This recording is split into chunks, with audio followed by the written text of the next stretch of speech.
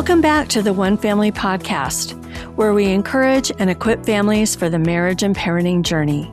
Each week, we share practical insights and real-life encouragement to help you strengthen relationships, navigate challenges with confidence, and build a home where love and connection thrive.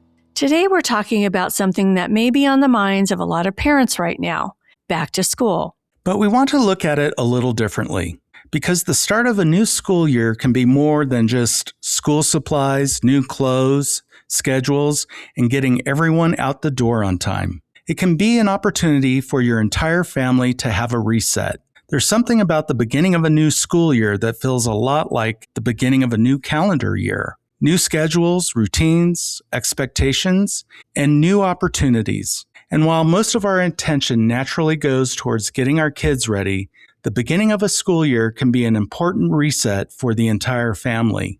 That certainly was true for us as we raised our boys. For them, the beginning of a new school year was an opportunity to refocus, to take on new responsibilities, and build on lessons they had learned from the previous year. And for us, as mom and dad, it was an opportunity to take a step back and ask some important questions. What's working? What's not working? What do we need to restart, change, or do better? And over the years, we discovered that back to school looked very different depending upon the season of life our boys were in. But one thing remained consistent. The beginning of a new school year gave our family a natural opportunity to regroup, refocus, and get back on track. So today we want to work through some of those different seasons with you and share what we learned along the way. Let's start with those early years, preschool through about 3rd or 4th grade. For us, this stage was all about reestablishing, updating, and possibly expanding our daily routines. At this age, going back to school was so fun for our boys. They were excited and raring to go. The novelty of school was still fresh. Recess, friends, snack time, learning new things, and coming home to tell mom and dad about everything that happened were powerful motivators. And honestly, we were excited too. We loved summer. We loved the vacations, the adventures, the slower pace, and all the family memories we were making. But by the end of summer, our schedules and routines had become pretty fluid.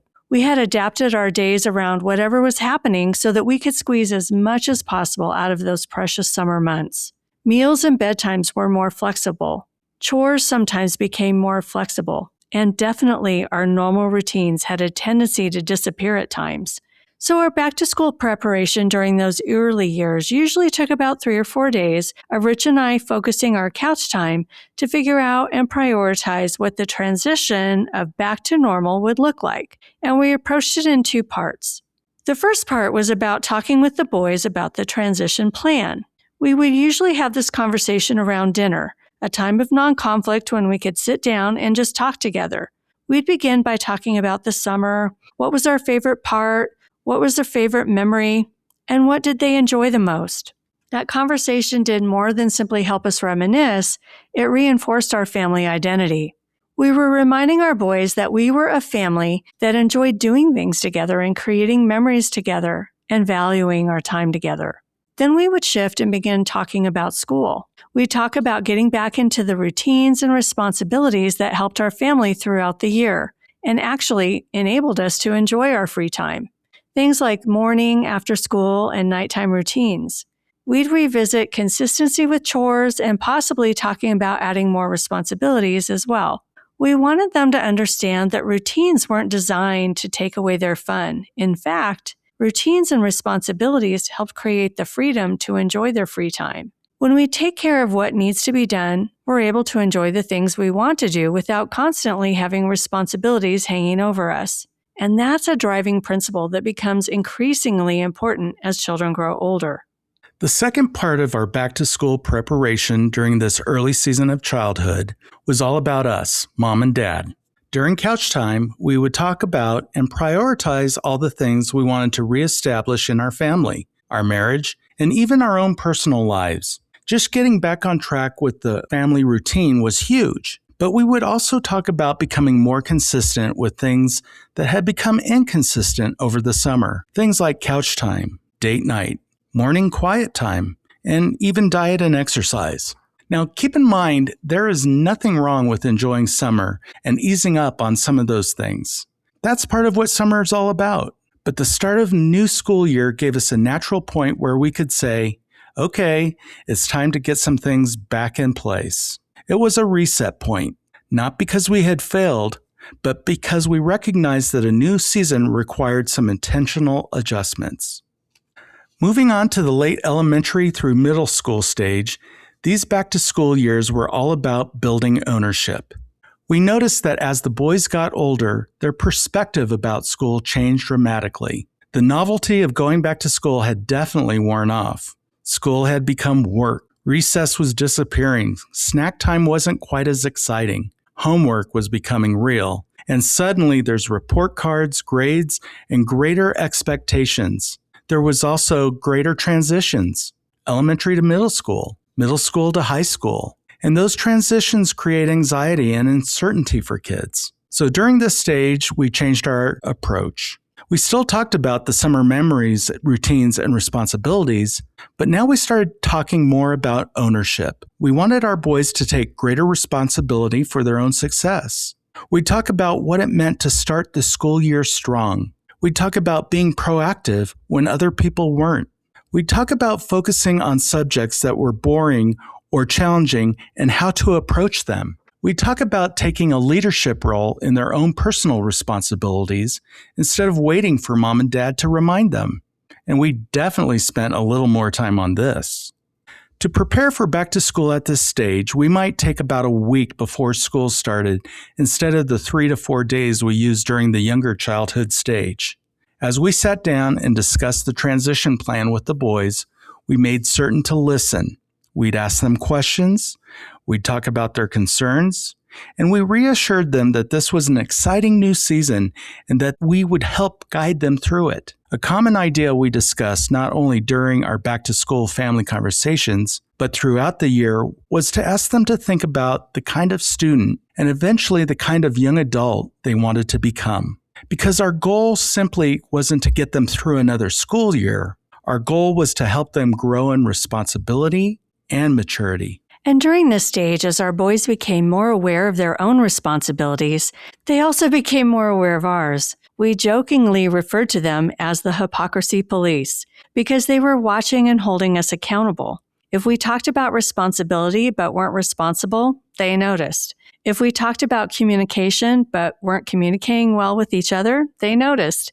And if we talked about consistency but were inconsistent, they noticed.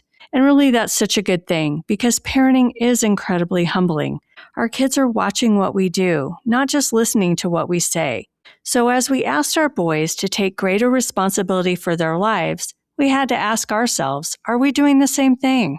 Are we being responsible with our marriage, with our health? Are we being responsible with our time? Are we following through on things that we say are important? Our boys became an additional level of accountability for us. And rather than resenting it, we learned to embrace it and make it part of our family identity. If we're asking our children to grow, we should be willing to grow too. The last stage of back-to-school preparation was the high school years. By the time our boys reached high school, one message became increasingly important.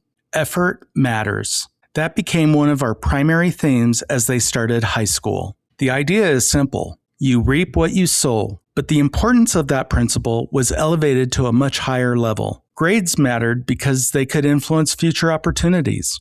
Extracurricular activities, community service mattered. The habits they were developing mattered. The effort they put into everything mattered. So our back-to-school transition preparation at this stage took about a week to 10 days. We still incorporated the many tools and processes from those previous stages, but now put more responsibility on the boys to tell us what they needed. We asked, what do you need to do to get ready for the new school year? What do you want to accomplish this year? What do you think you need to change? What strategies do you think will help you? And probably most importantly, what do you need from us, from mom and dad, to help you succeed? We were helping them take greater ownership of their lives and begin to think critically about their goals and their future. Their input and their effort could make a huge difference. During this stage, we also began to ask the boys for their input about something else, us. We would ask them about the things they thought we could improve upon. We wanted to create an environment where our boys could respectfully tell us what they were seeing. This was an important shift in our relationship dynamic because keep in mind, we're still mom and dad. But by this point, our parental authority was beginning to transition toward greater parental influence. We wanted their perspective. We wanted their observations. We wanted to understand what they were experiencing. But their input came with the expectation of honor and respect for their parents. And that distinction was important. Giving our boys a voice did not mean giving them the authority over the family. It meant we valued their perspective enough to listen and seek to understand. Don't just reset the kids. Reset yourself. Don't make back to school reset entirely about your children. Make sure to reset yourself. As parents, we can get so focused on, are they ready? Did we fill all the paperwork out correctly? Did we get all of their school supplies? Do they have everything they need? But we also need to ask, are we, mom and dad, ready? Are we bringing the right attitude into this new season? Are we modeling the behaviors we're asking our children to demonstrate? Are we investing in our marriage? Are we communicating well with our spouse?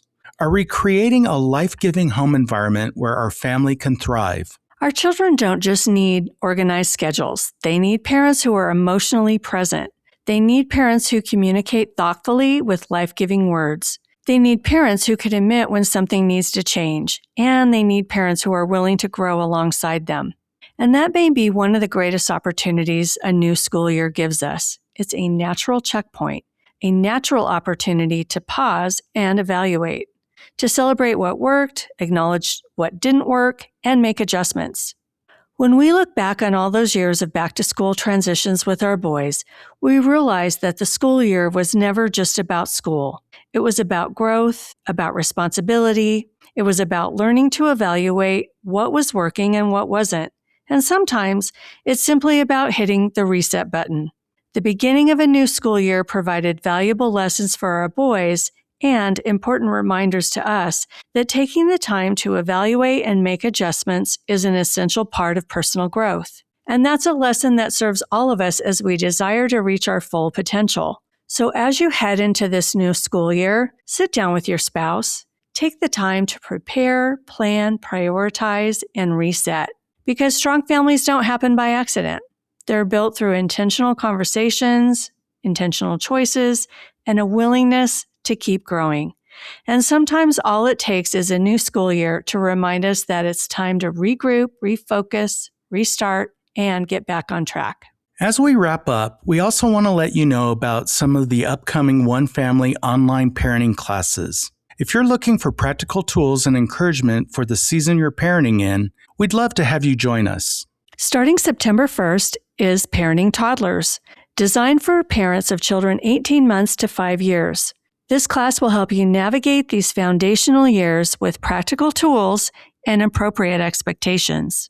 Then on September 16th, we're starting Parenting from the Tree of Life, our comprehensive main course for parents of children ages 5 to 12. This is our main comprehensive parenting course that takes a deeper dive into character building, heart training, and those foundational principles that can shape your parenting for years to come. And on October 27th, we have a new date for Parenting the Middle Years. This class is designed for parents of children roughly 7 years of age through the teen years. This course takes a deeper dive into that important transition from our parental authority to our parental influence and how to prepare our family for the teen years. Early bird discounts are available, so check out our website's events page if you're interested in learning more or registering. Thanks for joining us today on the One Family Podcast. We hope this conversation encouraged you and gave you some practical tools you can apply as you head into the new school year. If this episode was helpful, be sure to share it with another parent who may need some encouragement right now too. And remember, you don't have to parent perfectly to parent purposefully. We'll see you next time.